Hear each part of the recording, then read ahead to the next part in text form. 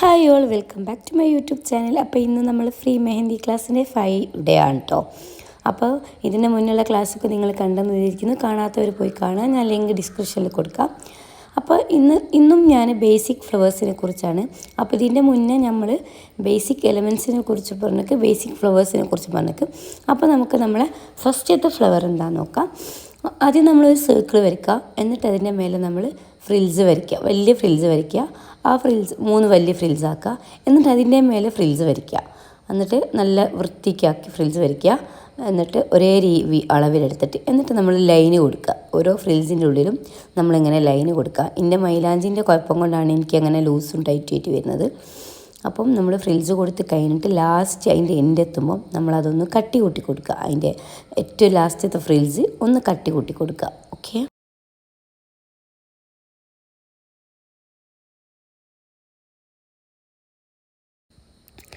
അടുത്തത് ഒരു ലീഫ് വെച്ചിട്ട് കേട്ടോ. നമ്മൾ സ്പൈറൽ വരയ്ക്കുക, എന്നിട്ടൊരു ലീഫ് വരയ്ക്കുന്ന പോലെ വരയ്ക്കുക, തൊടിയിക്കാണ്ട് വരച്ചെടുക്കുക കേട്ടോ. എന്നിട്ട് നമ്മൾ എന്താക്കുക, ലീഫ് വരച്ച പോലെ വരച്ചിട്ട് ഉള്ളിൽ 2 ലൈന് കൊടുക്കുക. എന്നിട്ട് 2 ലൈന് കൊടുത്തിട്ട് എല്ലാത്തിനും അങ്ങനെ 2 ലൈൻ എടുത്തിട്ട് ആ ലൈനിൽ ഷെയ്ഡ് ചെയ്യാണ്ട് അതിൻ്റെ അപ്പുറത്തും ഇപ്പുറത്തും ഇടത്തെ ഭാഗത്തും വലത്തെ ഭാഗത്തും ഷെയ്ഡ് ചെയ്ത് കൊടുക്കുക.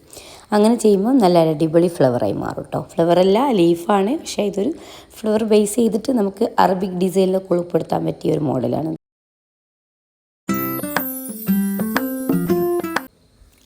പിന്നെ വരുന്ന ഫ്ലവർ റോസാപ്പൂ വെച്ചിട്ട് നമ്മൾ മൂന്നെണ്ണം ആക്കുന്ന കേട്ടോ. എൻ്റെ ഒരു ഫേവറേറ്റ് കേട്ടോ ഇത്. എൻ്റെ മെഹന്തി ഡിസൈനിൽ എനിക്ക് ഏറ്റവും ഫേവറേറ്റ് ഉള്ള ഒന്നാണ് ഈ റോസാപ്പൂകൾ. അപ്പോൾ ഇത് വരയ്ക്കാൻ എനിക്ക് ഭയങ്കര കോൺഫിഡൻ്റ് കേട്ടോ. കാരണം ഇത് വരയ്ക്കാൻ എനിക്ക് ഈസിയായി തോന്നും. കാരണം ഒന്നും കൂടി ബാക്കിയുള്ള ഡിസൈനെ സംബന്ധിച്ച് എനിക്ക് ഒന്നുകൂടി എളുപ്പമാണ്. ഇത് ഞാൻ സ്ക്രീനിൽ കാണുന്ന പോലെ നിങ്ങൾ സ്പൈറൽ വരച്ചിട്ട് ചെറിയൊരു ഫ്രിൽസിൻ്റെ തന്നെ ചെറിയൊരു വീതിയുള്ള ഒന്ന് നടുവിലെത്തുമ്പോൾ ഒന്ന് കുഴിഞ്ഞു കൊടുക്കുന്ന രീതിയിൽ അങ്ങനെ തന്നെ 3 വരച്ച് കൊടുക്കുക. 3 റോസാപ്പൂ വരച്ച് കൊടുക്കുക. ഇത് കഴിഞ്ഞ വീഡിയോയിൽ ഞാൻ പറയുന്നുണ്ട് റോസാപ്പൂ വരയ്ക്കുന്നതൊക്കെ അതിലേക്ക് അടുത്തൊക്കെയാണ്. അപ്പോൾ പോയി കാണുക. എന്നിട്ട് ഇത് കണ്ടാൽ മതി കേട്ടോ.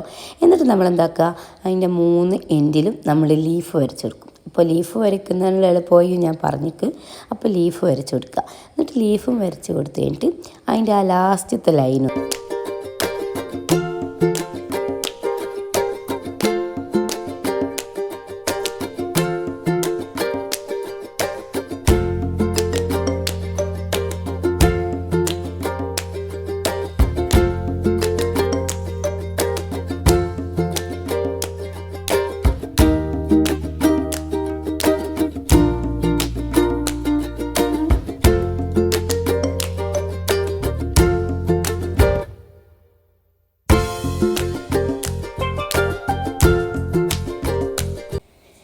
അടുത്തത് നമ്മളൊരു സർക്കിൾ വരയ്ക്കുക. എന്നിട്ട് നമ്മൾ കുഞ്ഞി ഹംസ്, കുറച്ച് നീളമുള്ള ഹംസ് വരയ്ക്കുക. എന്നിട്ട് അതിൻ്റെ മേലെ നമ്മൾ ഒരു ലീഫ് വരയ്ക്കുന്ന പോലെ, അല്ലെങ്കിൽ നമ്മളെന്താ പറയുക, നമ്മളിഷ്ടമുള്ള ഒരു പൂ വരയ്ക്കുന്ന പോലെ, ഒരു ചെമ്പരത്തിൻ്റെ ഇതിലെ പോലെയൊക്കെ ആക്കിയെടുക്കുക.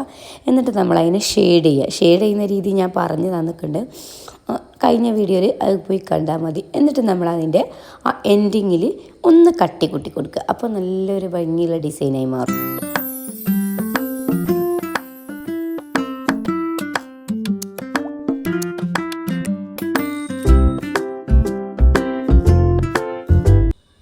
അപ്പോൾ അടുത്ത ഡിസൈൻ നോക്കാം. അടുത്തത് നമ്മളൊരു കുഞ്ഞി സ്പൈറൽ വരയ്ക്കുക, എന്നിട്ട് ഫ്രിൽസ് വരയ്ക്കുക.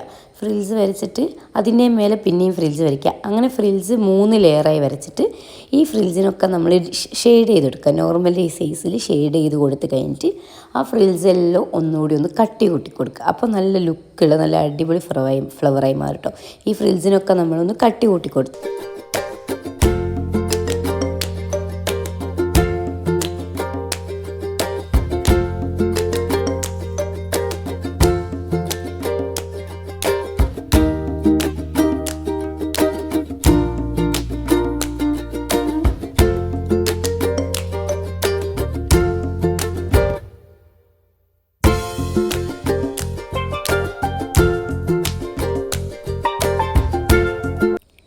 അടുത്തത് കുറച്ചൊരു ടഫാണ്, എന്നാൽ പഠിച്ചു കഴിഞ്ഞാൽ വളരെ ഈസിയാണ്.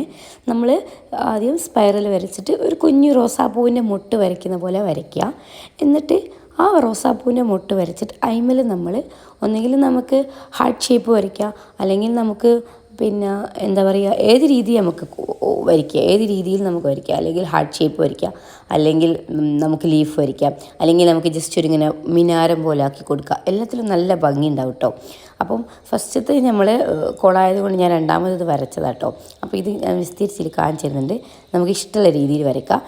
എനിക്ക് കുറച്ചൊരു കോംപ്ലിക്കേറ്റഡ് ആണ്, പക്ഷെ വരച്ച് കഴിഞ്ഞാൽ നല്ലൊരു വൃത്തിയാട്ടോ കാണാനും. ഇതും നമ്മൾ അറബിക് ഡിസൈനിലാണ് ഉൾപ്പെടുത്തുക. അപ്പോൾ നിങ്ങൾ ഇത് ജസ്റ്റ് ഒന്ന് ട്രൈ ചെയ്ത് നോക്കുക. എന്നിട്ട് അതിൻ്റെ മേലെ നമ്മൾ ഈ കുഞ്ഞു കുഞ്ഞു ഫ്ലവേഴ്സ് കൊടുത്തിട്ട് അതിനെ നമ്മളൊന്ന് ഷെയ്ഡ് ചെയ്ത് കൊടുക്കുക. ഇതൊക്കെ നല്ല ലുക്ക് കേട്ടോ, നമ്മൾ കയ്യിലിട്ടാൽ തന്നെ നല്ലൊരു ഭംഗി കൊടുക്കും.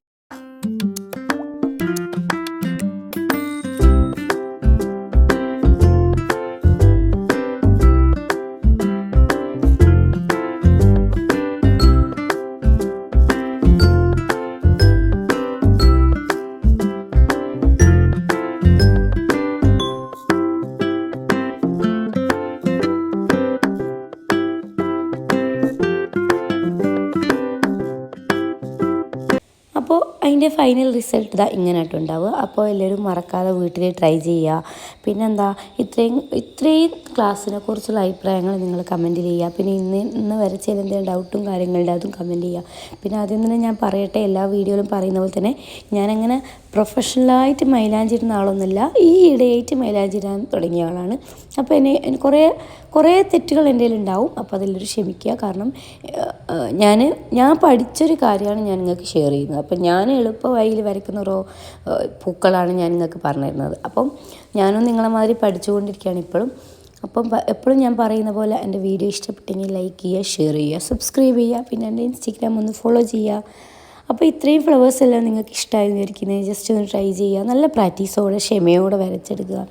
അപ്പോൾ ഈ ഫ്ലവേഴ്സിൽ നിങ്ങൾക്ക് ഇഷ്ടപ്പെട്ട ഏതാണെങ്കിൽ ആ ഫ്ലവേഴ്സ് നിങ്ങൾ കമൻറ്റ് ചെയ്യുക. അപ്പോൾ ഇന്നത്തെ വീഡിയോ ഇത്രയുള്ളൂ. Tata bye by.